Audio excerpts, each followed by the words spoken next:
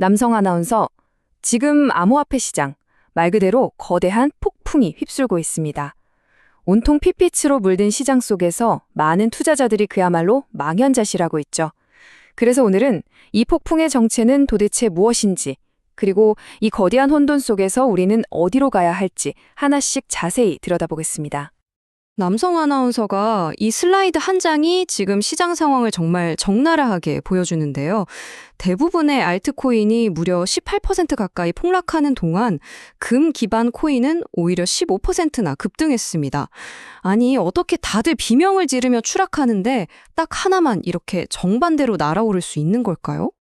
네, 이번 시장 급락의 배경을 보면 악재가 한두 개가 아니었습니다.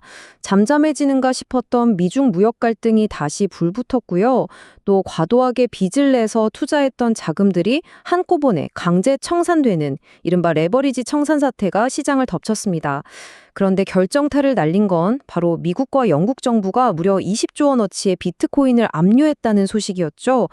이 소식에 투자 심리가 그야말로 꽁꽁 얼어붙으면서 비트코인, 이더리움, 솔라나 할 것 없이 주요 코인들이 줄줄이 무너져 내린 겁니다. 정말 여러 악재가 동시에 터졌군요. 알겠습니다. 그럼 이제 가장 궁금한 거, 이 폭풍 속에서 유일하게 빛나고 있는 저 금빛 피난처는 도대체 정체가 뭔지 자세히 좀 알려주시죠. 네, 그 주인공은 바로 금코인입니다. 금코인이 뭐냐면요, 말 그대로 실물 금의 가치를 그대로 따라가는 디지털 토큰이에요. 그러니까 토큰 하나가 실제 금 얼마에 해당한다, 이렇게 딱 정해져 있는 거죠.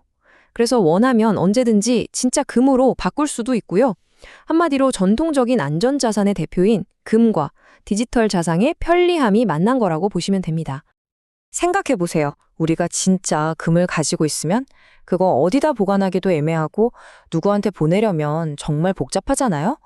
그런데 금코인은 그냥 디지털 지갑에 쏙 들어가고 클릭 몇 번이면 전 세계 어디로든 순식간에 보낼 수 있으니 유동성이 비교가 안 되죠.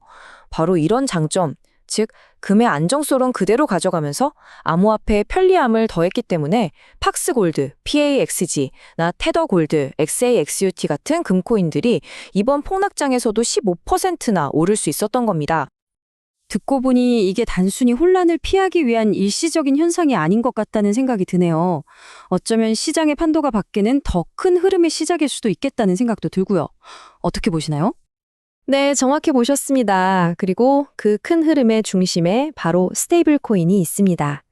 현재 스테이블 코인 시장 규모가 무려 3천억 달러, 우리 돈으로 400조 원이 넘어요. 이게 지난 1년 만에 72%가 성장한 수치라니 정말 어마어마하죠. 여성 아나운서, 사실 스테이블 코인이 처음부터 이랬던 건 아니에요. 처음에는 그냥 암호화폐 사고 팔 때 잠시 달러처럼 바꿔두는 그런 거래용 도구에 가까웠죠. 그런데 이게 점점 발전해서 이제는 해외 송금 같은 결제 시스템의 핵심이 되고, 심지어는 가치를 보관하는 일종의 디지털 저축 통장 역할까지 하고 있는 겁니다.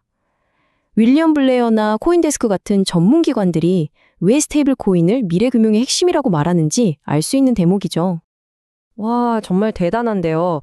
그런데 이렇게 급성장하는 시장에는 항상 그림자가 따르기 마련이잖아요. 이 자료를 보니까 특히 가장 많이 쓰이는 스테이블 코인인 테더, USDT에 대한 우려가 보이는데 이런 위험성은 어떻게 봐야 할까요? 마냥 장밋빛 미래만 있는 건 아닐 텐데요.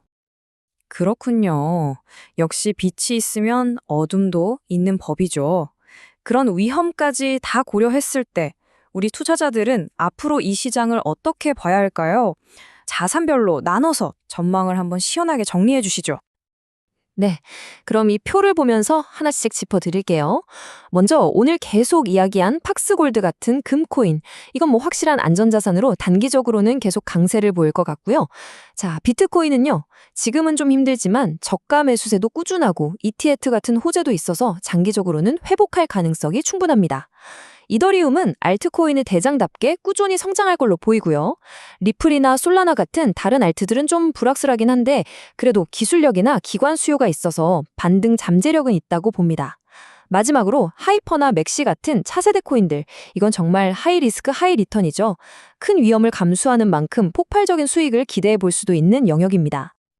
자, 이렇게 쭉 들어보시니 어떠세요?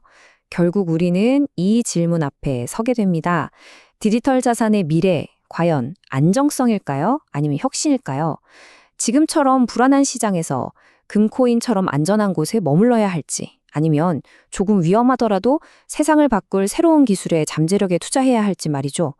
아마 이 질문에 대한 여러분 각자의 답이 앞으로의 투자 방향을 결정하는 가장 중요한 나침반이 되지 않을까 싶습니다.